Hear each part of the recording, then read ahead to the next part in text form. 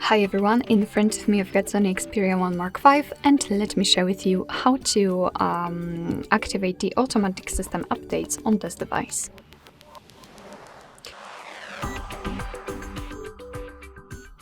So let's start with activating the developer options, because there we can find proper option.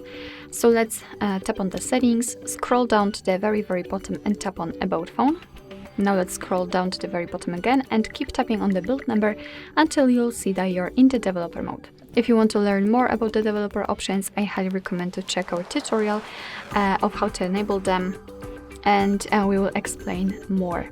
So after getting back to the general settings, we have to tap on the system, and as you can see, we've got the developer options here. Let's tap on it, and here all we have to do is to scroll down just a little bit to find automatic system updates. All you have to do to turn it on is to tap on the switcher. From now on, this option is active, which simply means that your device is allowed to apply the updates when it will be restarted. So be aware, you do not have to update it manually, but remember about restarting it from time to time, so it will have a chance to download and apply the updates. Of course, you can turn it off the same way. Alright, so that will be all.